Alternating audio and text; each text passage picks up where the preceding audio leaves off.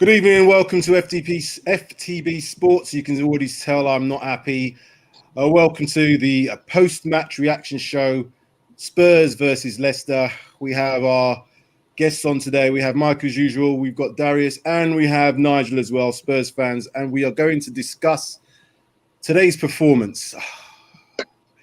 What can we say? What can we say, gentlemen? I'm going to go to Mike first to get your thoughts. Where do I even go with this?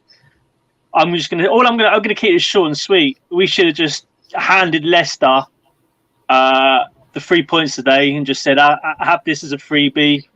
We didn't turn up. Words fail me, in fact, because Leicester didn't even play that well. Stupid own goal. And Aurea, and that, I don't even know what he was thinking about the penalty. Words fail me. Words fail me today. Yeah, that's all I've got to say about it. They're playing with my emotions. I can't handle it.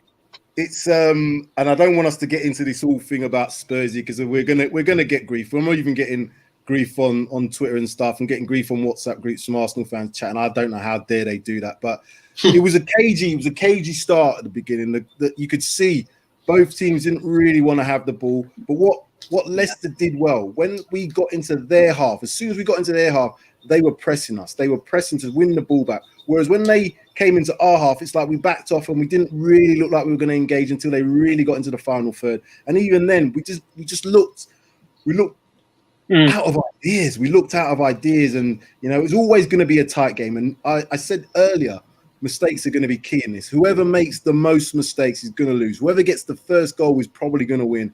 And both things happened. We made mistakes. We gave them the first goal. We allowed them to go in with their tails up at halftime. And the second half, we just didn't do much better.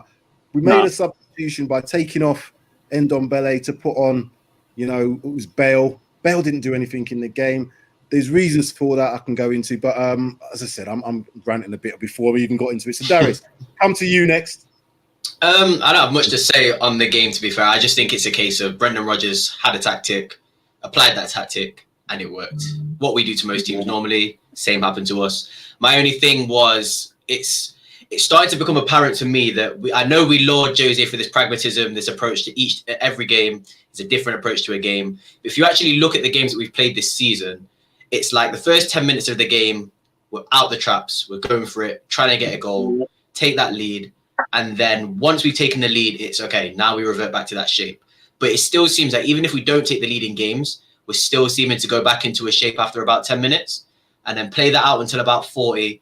If there's no result, if there's no goal, then we go again for the last 5 minutes, try and get a goal, shake the team up a little bit at halftime, and then maybe come out again after 45, go again for another 5-10, and then it's revert back to the shape again until the 80th minute. And I just think we shouldn't be doing that in every single game. If we're a pragmatic team and we're working against the weaknesses of the other team, we shouldn't be always, like I noticed, as soon as it hit about 10, 11 minutes, all the players just stopped pressing and went back to a shape.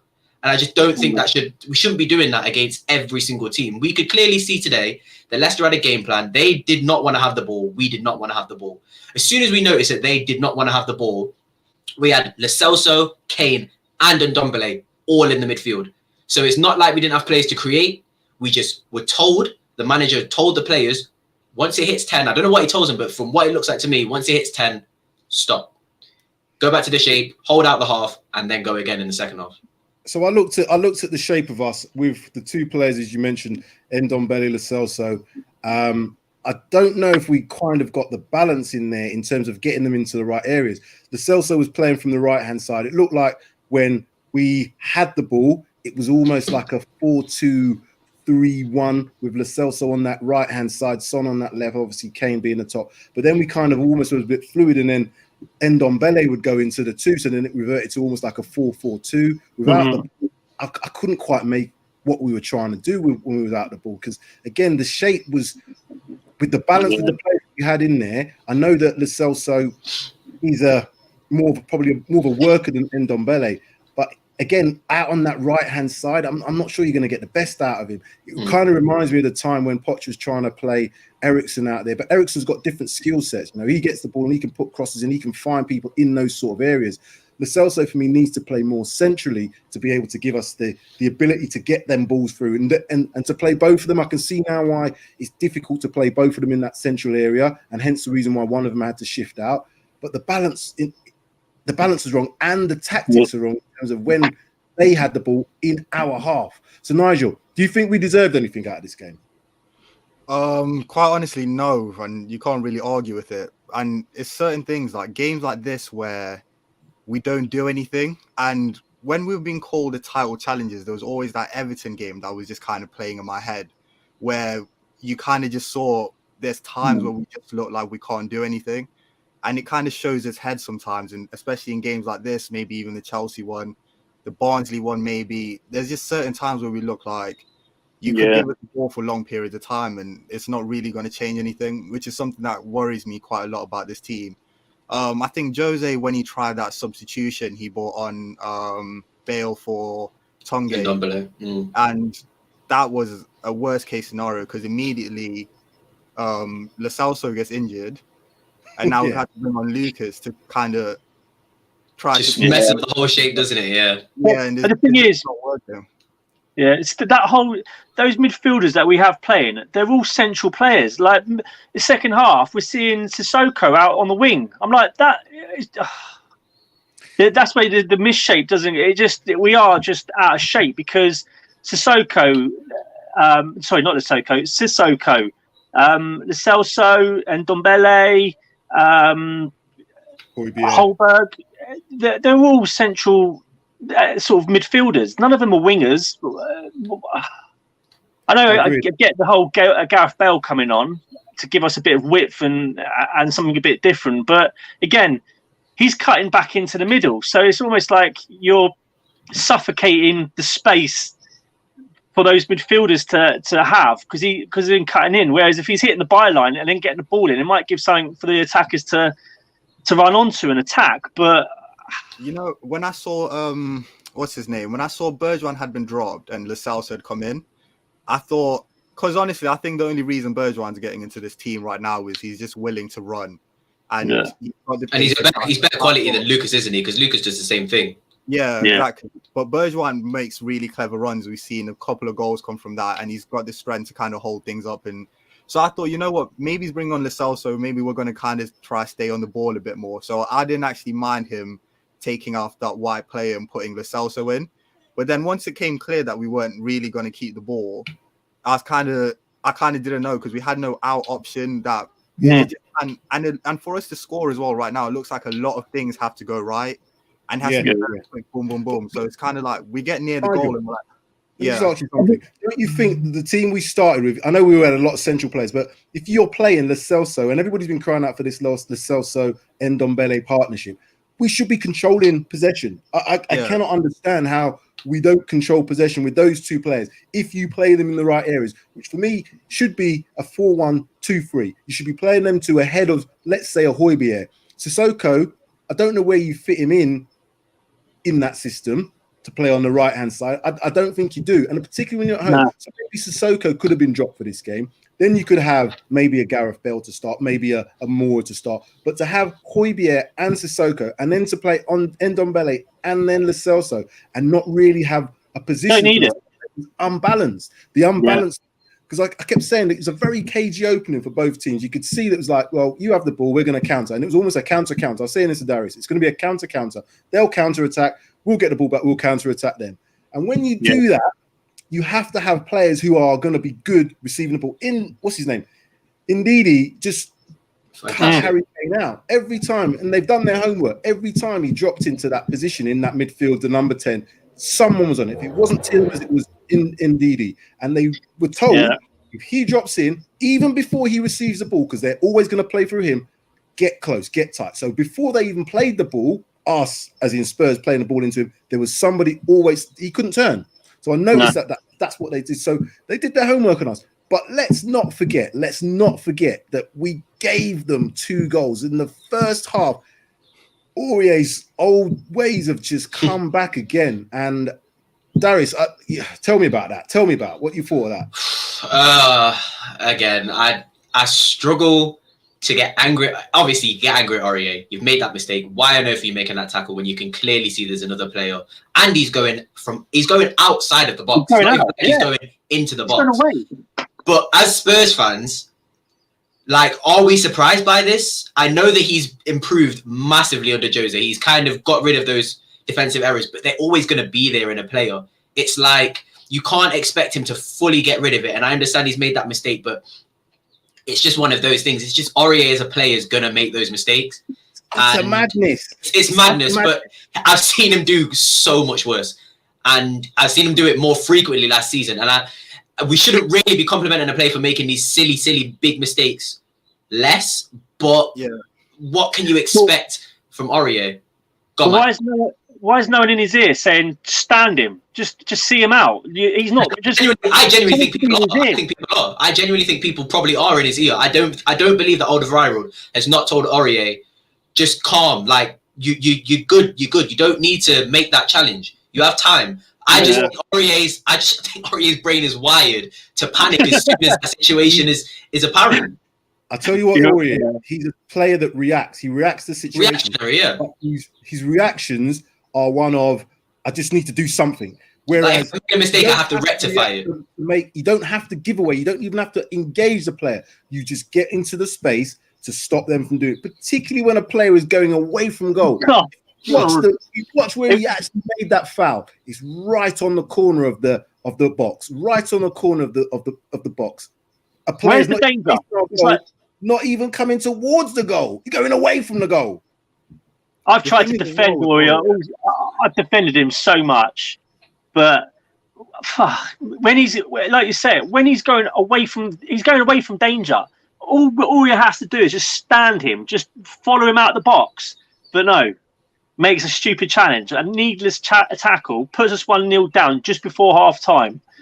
And then, as soon as you go from half time, that first goal in the second half, or the next goal in the second half, is key. Yeah. And the warning signs were there. An own goal. The warning signs were there because Maddison scored early, and I could tell. I said from when it was half time, we're gonna have to go out and attack. We're gonna have to. Like, if we try to sit back, they'll just do the same, and they'll just be like, we'll do this for 45. So from when Maddison scored that first goal, the injury was so key. Yeah. It just threw the whole system off, didn't it? Like, the system was just gone from when that happened. Yeah. The thing is, right, if he wants to have some wide players, he could have just thought about bringing Davis on just to give the back four a bit of protection, and then put Reguilón further up the pitch on the left to give us that width to get the balls in the box. But it's just we need a plan B, and it didn't look like we had one today. It looks like, sorry, Mike, just looking at this comment here from just looking now, Scott McTominay, second and third minute, 2-0 Man United already, and they have to score, I think it's 4 to go above us. So in this sort of season, dropping points to your rivals is very, very bad, because right now I'm just seeing now it puts us, if it stays as it is, puts us in 5th place, 25 points, and you still have a game in hand. Yeah, got another comment here from the Silver Fox 13. Cry, Mike, cry. I feel like crying. I mean, look at. Can you see the badge that he's? I can't take any banter from a team that hasn't won in December. He's a gooner. Can see that badge right there. I don't think he's in any position to say anything. He's got no. He's just. Let me move on. Yeah. Nigel, in terms of the substitutions, obviously we came out second half. We made the initial substitution, and then within a few minutes, the Celso goes down holding his hamstring, which looks like it's a hamstring pull, which means if it is, you're looking at 2 to 4 weeks minimum, unless it's one of the miraculous recoveries that we've known players to have. But it looks like it's a 2-weeker to me, at least, which means he's going to miss the Christmas period, which means we're now limited to our players that we can bring in. We've got the game on Wednesday against Stoke in the quarterfinal. What did you think of the actual substitutions when we did make them? What do? We bought Winks on. Which is a bit of a strange one. And obviously the initial one was Bale. Mora, I don't know why we've kind of put Mora in that period to cut, and it looks like Mora wasn't being played far up wide. He was kind of like on the left, but kind of in a De Bruyne kind of thing, trying to play passes through. So that felt very weird to me. Kind of felt like he kind of put Mora on and just said kind of run around and do something. The Winks one, I don't understand why we needed Winks in that game in that moment. To be honest, I don't know if anyone has any ideas on that one. But the Bale, I don't mind bringing Bale on because I said to Darius, I don't think Bale's going to be the same player anymore as in week in, week out. But like, you remember when City kind of had Company, and Company would come on every once in a while and you just score a big goal. And I thought after, I can't remember which game it was that Bale saved us. He scored that header, obviously. And I thought, you know what? The Brighton game. And he can do things like that. We saw him do that free kick in the Europa. Like, he's got moments. So I had no problem with the one. So the other two was a bit of a head scratcher, but I've got no problem with the Bale one. And as far as the injuries, I don't know about you guys, but I feel like we look better with Ndombele rather than Lo Celso anyway. We do, and it's as you mentioned to me just now, it's the balance. But going back to the Bale thing, Bale again is a difference maker if you get him in the right position. Bale from 7 years ago had the energy to get up and down. He obviously didn't play that much in the last 2 years for Real Madrid. But if you're going to bring on Bale and you're going to bring on Moore as well, you've got to get the ball into Bale, but not expect him to do as much work. So play him in that 10. We didn't have a number 10 because he had gone. The Celso had gone. So if you're going to do that, play someone. He's going to track back. Play more on the other side. He's going to track back. Harry Kane can still play that number 9 plus 10. And then you've got Gareth Bale behind who can play the 10 plus 9. You get him centrally. He doesn't have to work as much. That's 100%. What I think. Bale should be number 10. He hasn't let him be. If we're gonna if we need a number 10, it's obvious. But Kane can't be the number 10. We need him further upfield when we're chasing games. So instead of bringing Bale on and putting him out wide, put him in that number 10, and then we've got Moura to go out wide. He'll go up and down. Same with Son. He'll go up and down on the other side. Put Bale in behind Kane, and then see what they can do. I don't think we have a plan with the ball. That's exactly what I was saying. That's exactly what I was saying. Kicking the ball away and like all the viral, we rely on those long cross fields quite a lot. Otherwise, it's just kind of slow. And sometimes you're watching and you're thinking, bang it in out wide, and like the centre backs get the chance to play it into Reguilon quickly or play it into Aurier quick, and you're thinking, let them get at them, and it's just kind of so ponderous sometimes. It's just there's no kind of idea. You're relying on balls. Yeah, I was just going to say. I think you was wanted to say about the build-up play in terms of how. Because I know you're very keen about how we sort of play the game, how we should be playing the game as Spurs, and probably this isn't the tactics you wanted to be employed against a team like Leicester. It's not necessarily the tactics that I have a problem with. It's the monotony of just doing the same thing every game. And you have to realise, like when I watch Liverpool play, or when I watch a team that enjoys attacking play, it's normally the defensive side that lapses, and normally later on in the game, you might have a defensive issue, or there might not be a defensive setup that's good enough because you're throwing everything at the game to try and get a goal or to try and get a result. It seems the opposite with Spurs. It seems like we're actually fine with defending, but then when it comes to actually trying to create a chance for ourselves, instead of letting either an opponent make a mistake for us to create a chance or a counter-attack to occur, it seems like we don't have any sort of... It pains me to say this, but it looked a little bit like Arsenal. And the thing is, I don't think I should be saying that when I can clearly see that we have quality players creating quality goals and scoring them. Because if you look at the stats, we have two of the top 5, top 6, 7 goal scorers in the league in Son and Kane. So it's not like we can't create those chances. It's that they're being told not to. And even when we want to attack, there's no sort of pattern. There's no one player. The only two people that I see do that, and it's only with each other, is Son and Kane. They will work in tandem with each other. One will drop. When Kane drops, someone will make the run. But if you notice, no other player works on that sort of level. And I don't know if that's because they're not a cohesive team yet, or they're not, I don't know. I don't know what it is. But I just think, for me, it seems like it's Jose not coaching ways of breaking down deep blocks, because he feels like we're always going to have the lead. Let me give you the stats on the game, and this is obviously, you might be subject to a little bit of ratification, but possession wise, 56% to us, 44 to them. Shots, 8 shots for us, 17 to them. On target, 3 to us, 4 to them. Corners, 5, 3 to them. Fouls, 15, 14. So the big difference in this thing for me is the shots. And to be able to get shots off on goal, you have to be in the final third, because they're not taking shots from the halfway line. They're taking shots in the final third. And this is my point about the final third for Spurs. They don't seem to be engaging enough to stop these things. We didn't engage enough in them wide areas to even stop crosses. I know we were chasing it at points in that second half, and that's probably where the stats would need to be, have a look to see when they got their shots off on goal. But even so, I saw enough in the first half to suggest, right, these guys, they're almost waiting for opportunities and waiting to be clinical. And it served us well against the likes of Man City. It served us well in the games against Arsenal. Didn't serve us so well against Chelsea. Definitely didn't serve us so well against Crystal Palace. And Liverpool game was a Liverpool game. We were probably had the better chances in that, but we still lost the game. But you can see why you wouldn't be angry at that Liverpool game, would you? Because you can see that there were clear chances, and we actually created those chances. At least from this Leicester game, I can't think, apart from the corner that Kane headed over, I'm struggling to think of chances that we created as opposed to them making a mistake for us to create that chance. So you had that Son one on the back post. So Son had that one on the back post, which again, for save from what's his name, Schmeichel there, probably the most clear-cut one. But looking at those stats, and I'll come back to Nigel here since he's our guest. Again, what do you think is happening with regards to the amount of shots that we're getting? And we were slightly up on possession, but that's because I think Leicester let us have the ball in that second half anyway. In the first half, it was 60-40 to them. I know that much. Second half, they dropped off because they had the lead. Do you think going forward that this way of playing is going to get us back into the summit?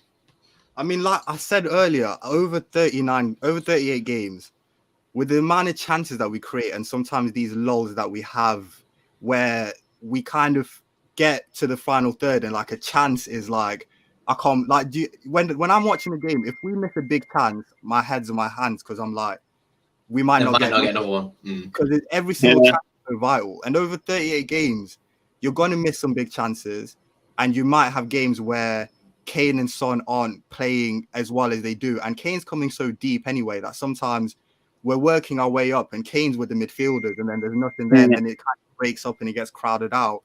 So I think we're getting chances just because over the course of a football game, you're going to get chances, but we're really, really relying on our players being extremely clinical, and sometimes they're not, and it's just how it is. So law of averages just doesn't dictate that. Which 100%. I agree with that totally. But also, how many times do you see us having the ball just outside the 18-yard box and we're pinging it out wide instead of just having that shot off? We should be, when you've got the ball out just outside the D of the opposition's 18-yard box. If I was the manager, I'd be expecting the boys to pull the trigger. I don't care if they don't score as long as they make the keeper well. I don't want to see the ball going out wide. If we've got the ball in and around that D, just get the shot away. If the keeper saves it and he fumbles, the boys should be following up. But too often or not, we're trying to pass it into the back of the net. I think we lack build-up play in games anyway. We've got this way of playing which has served us well, and I'm going to go back to it. It's a Jose way of playing, but we have got players that have played for 5 years under Poch that are able to build up play. We can build possession. We can get the ball into the middle thirds. We can get the ball into the final third and do something with it. I've seen that happen, but it was almost non-existent. I wrote down in the first half, it was a cagey opening 50 minutes, but we just lacked build-up play. You know, like as all you guys have said, it was a cross-field pass coming from Alderweireld from long. They knew we were going to do that. You know, they know that's why we're going to play. So they immediately just dropped off, and they're good enough defensively with Johnny Evans in the back to be able to defend that. We're good enough defensively to be able to defend that as well. So it was always going to be a cagey game, and always going to be a first goal I was thinking was going to win this game, and it turned out that way.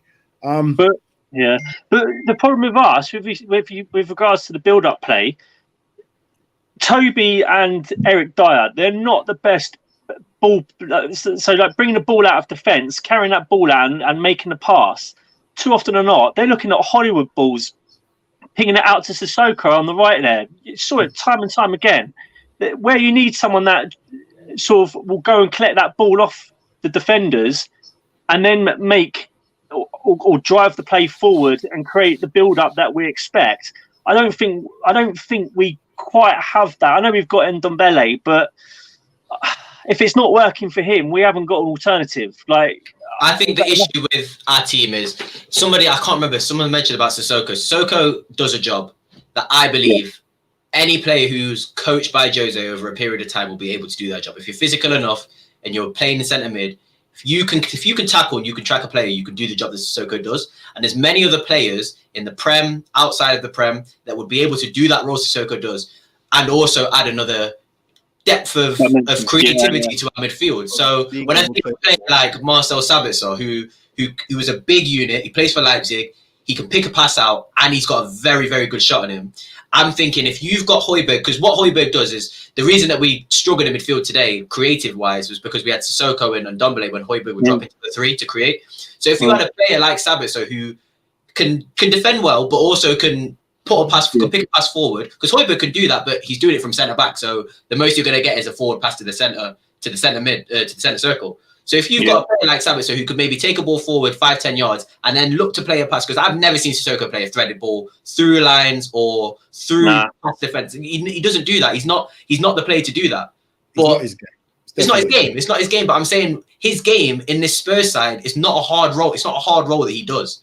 He just has to basically provide extra cover for Højbjerg, because when I've seen Højbjerg play on his own, while he does do a good job, there's going to be space that's going to be left in and around him as one defensive midfielder. So if you've got a player who can at least pick a pass through or thread balls through to that Kane who's dropping in, or Ndombele who might be able to then push on a little bit further, we might be able to push ourselves on that little bit further as a team, because we've got maybe one or more players that can thread a ball through, as opposed to just one player in Ndombele, and then you've got one person who has to drop in. And then obviously if Kane drops in, then you've got a lack of players at the front, and it just creates discontent with that throughout the whole team, attacking wise, in my opinion. What I think we're going to do, we'll probably do that for another show when we look at some transfers, obviously coming up to January, and we'll look at, who potentially may come in. We've got a few more minutes, so I'm just going to give you what we've got. So we've got Stoke coming up on Wednesday, and then Wolves away, followed by Fulham at home over the Christmas period. I'll go around each of you. Give me a quick minute as to what you think we need out of the next 2 league games.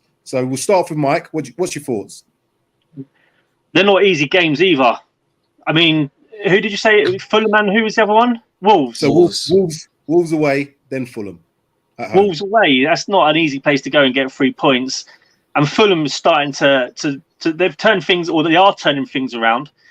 And again, they're not an easy, even though that game's at home, they're not going to be an easy team, especially when they're scrapping for points. So we need 6 points. We need 6 points. That's the end of that, really. But whether we get that, we need 6 points. Right? Yeah. Nigel?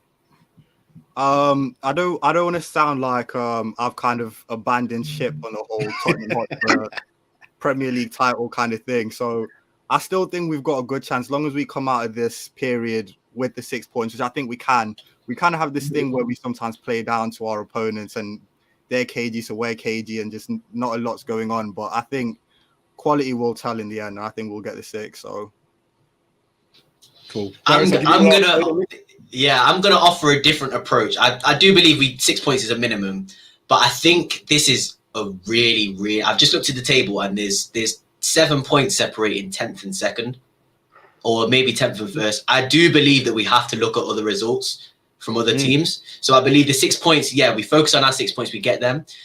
But if teams don't drop points around us and teams only get better, unless teams take points off each other, I don't really see how we're going to be able to make any significant progress, because we're not playing attacking football. So it's like, I understand we're keeping these results and we're getting results, but if teams find confidence and get their players back, Leicester have had players out, Liverpool have had players out, City have had players out, we've pretty much been a strong 11 for a lot of the season. So I just hope that other teams, mess up a little bit and we continue our consistency. So I think we're going to have to rotate, because the Christmas period dictates that. You can't play the same 11 every game. Injuries have happened to us now. Looks like Lo Celso is going to be out. Maybe he's going to have to make some changes to that. So I can see us having to make some changes. And Jose's experienced enough to know that we're going to have to probably, play a different way to get results against certain teams. It looks like, United are going to go above us now. So we have to take the medicine. We have to take this and go with it. And I'm going to have to close up now because I want to get this on. Yeah. So all in all, not a good day Thank you guys for watching. Thank you guys for being on. We will get you all back on again soon. We're going to probably do transfers if we can, talk about who we might need in potentially. But again, thank you all. Unfortunately, Spurs haven't quite made it today. FTB Sports. See you later. So yeah.